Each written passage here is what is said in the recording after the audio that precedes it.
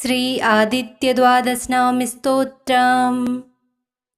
एकचक्रो रथो यस्य दिव्यः कनकभूषणः समे भवतु सुप्रीतः पञ्चहस्तो दिवाकरः। आदित्यः प्रथमं नामं द्वितीयं तु दिवाकरः तृतीयं भास्करः प्रोक्तं चतुर्थं तु प्रभाकरः। द्वादशादित्यनामानि प्रातः काले पठेन्नरः दुःखप्रणाशनं चैव सर्वदुःखं च नश्यति। एकचक्रो रथो यस्य दिव्यः कनकभूषणः समे भवतु सुप्रीतः पञ्चहस्तो दिवाकरः। आदित्यः प्रथमं नामं द्वितीयं तु दिवाकरः तृतीयं भास्करः प्रोक्तं चतुर्थं तु प्रभाकरः। द्वादशादित्यनामानि प्रातः काले पठेन्नरः दुःखप्रणाशनं चैव सर्वदुःखं च नश्यति। एकचक्रो रथो यस्य दिव्यः कनकभूषणः समे भवतु सुप्रीतः पञ्चहस्तो दिवाकरः। आदित्यः प्रथमं नामं द्वितीयं तु दिवाकरः तृतीयं भास्करः प्रोक्तं चतुर्थं तु प्रभाकरः। द्वादशादित्यनामानि प्रातः काले पठेन्नरः दुःखप्रणाशनं चैव सर्वदुःखं च नश्यति।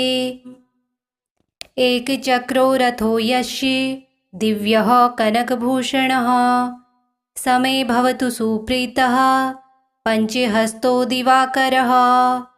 आदित्यः प्रथमं नामं द्वितीयं तु दिवाकरः तृतीयं भास्करः प्रोक्तं चतुर्थं तु प्रभाकरः।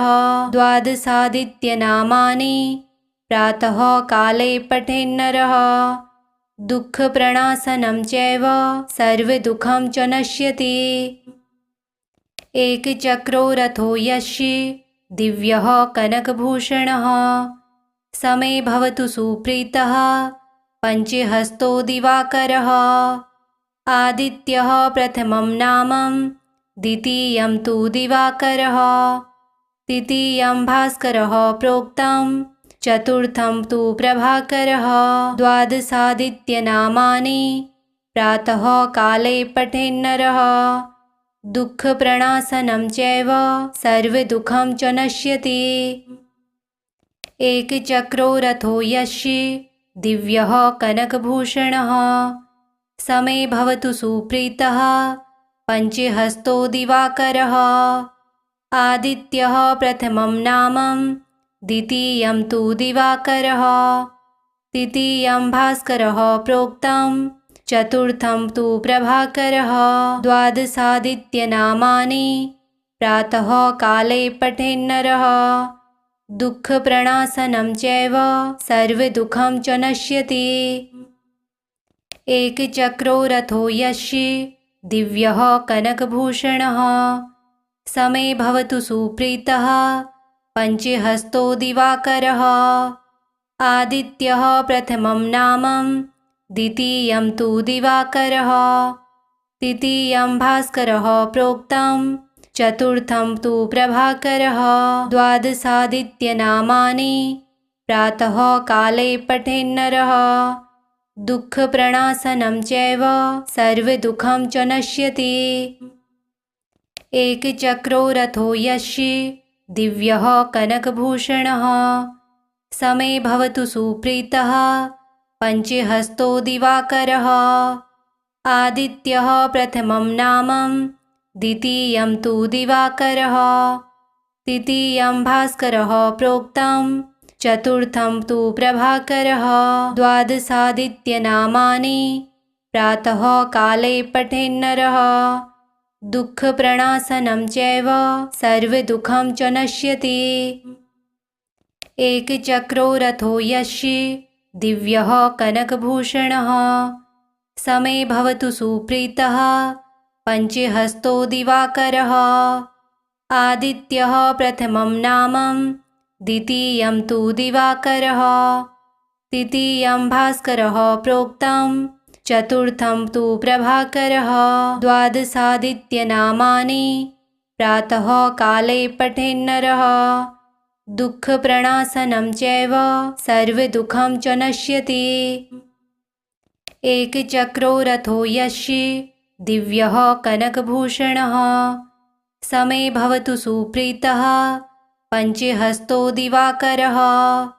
आदित्यः प्रथमं नामं, द्वितीयं तु दिवाकरः, तृतीयं भास्करः प्रोक्तं, चतुर्थं तु प्रभाकरः। द्वादशादित्यनामानि प्रातः काले पठेन्नरः दुःखप्रणाशनं चैव सर्वदुःखं च नश्यति। एकचक्रो रथो यस्य दिव्यः कनकभूषणः, समे भवतु सुप्रीतः पञ्चहस्तो दिवाकरः। आदित्यः प्रथमं नामं, द्वितीयं तु दिवाकरः, तृतीयं भास्करः प्रोक्तं, चतुर्थं तु प्रभाकरः। द्वादशादित्यनामानि प्रातः काले पठेन्नरः दुःखप्रणाशनं चैव सर्वदुःखं च नश्यति। एकचक्रो रथो यस्य दिव्यः कनकभूषणः, समे भवतु सुप्रीतः पञ्चहस्तो दिवाकरः। आदित्यः प्रथमं नामं, द्वितीयं तु दिवाकरः, तृतीयं भास्करः प्रोक्तं, चतुर्थं तु प्रभाकरः। द्वादशादित्यनामानि प्रातः काले पठेन्नरः दुःखप्रणाशनं चैव सर्वदुःखं च नश्यति। एकचक्रो रथो यस्य दिव्यः कनकभूषणः, समे भवतु सुप्रीतः पञ्चहस्तो दिवाकरः। आदित्यः प्रथमं नामं, द्वितीयं तु दिवाकरः, तृतीयं भास्करः प्रोक्तं, चतुर्थं तु प्रभाकरः। द्वादशादित्यनामानि प्रातः काले पठेन्नरः दुःखप्रणाशनं चैव सर्वदुःखं च नश्यति। एकचक्रो रथो यस्य दिव्यः कनकभूषणः, समे भवतु सुप्रीतः पञ्चहस्तो दिवाकरः।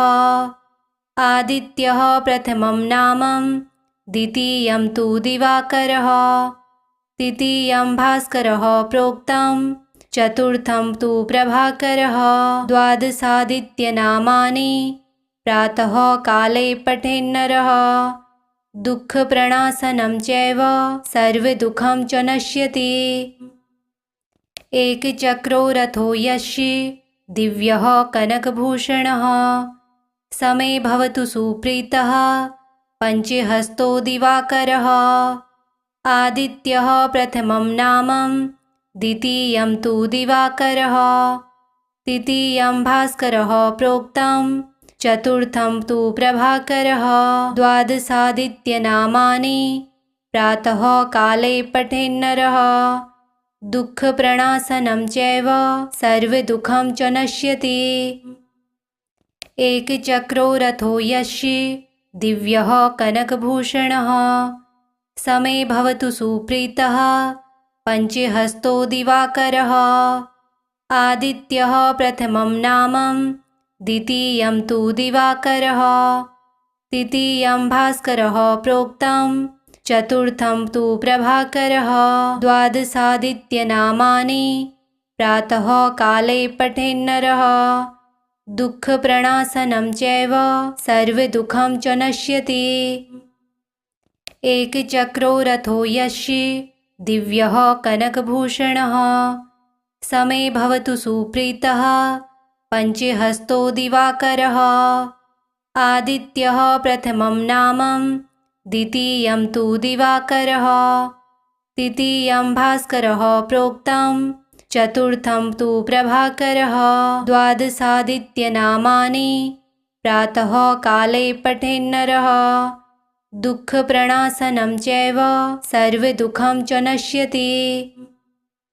एकचक्रो रथो यस्य दिव्यः कनकभूषणः समे भवतु सुप्रीतः पञ्चहस्तो दिवाकरः आदित्यः प्रथमं नामं द्वितीयं तु दिवाकरः तृतीयं भास्करः प्रोक्तं चतुर्थं तु प्रभाकरः द्वादशादित्यनामानि प्रातः काले पठेन्नरः दुःखप्रणाशनं चैव सर्वदुःखं च नश्यति।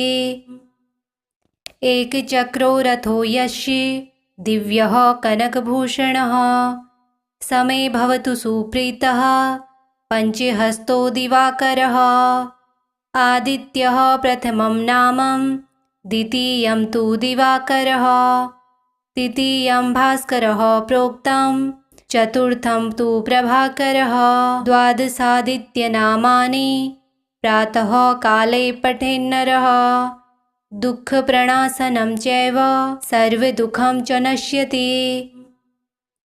एकचक्रो रथो यस्य दिव्यः कनकभूषणः समे भवतु सुप्रीतः पञ्चहस्तो दिवाकरः आदित्यः प्रथमं नामं द्वितीयं तु दिवाकरः तृतीयं भास्करः प्रोक्तं चतुर्थं तु प्रभाकरः द्वादशादित्यनामानि प्रातः काले पठेन्नरः दुःखप्रणाशनं चैव सर्वदुःखं च नश्यति। एकचक्रो रथो यस्य दिव्यः कनकभूषणः समे भवतु सुप्रीतः पञ्चहस्तो दिवाकरः आदित्यः प्रथमं नामं द्वितीयं तु दिवाकरः तृतीयं भास्करः प्रोक्तं चतुर्थं तु प्रभाकरः द्वादशादित्यनामानि प्रातः काले पठेन्नरः दुःखप्रणाशनं चैव सर्वदुःखं च नश्यति।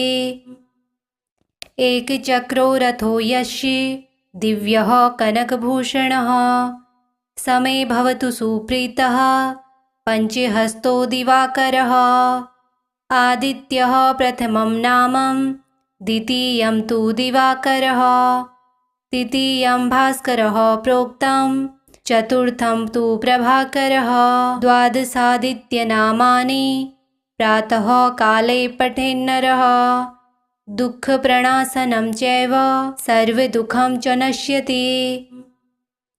एकचक्रो रथो यस्य दिव्यः कनकभूषणः समे भवतु सुप्रीतः पञ्चहस्तो दिवाकरः आदित्यः प्रथमं नामं द्वितीयं तु दिवाकरः तृतीयं भास्करः प्रोक्तं चतुर्थं तु प्रभाकरः द्वादशादित्यनामानि प्रातः काले पठेन्नरः दुःखप्रणाशनं चैव सर्वदुःखं च नश्यति।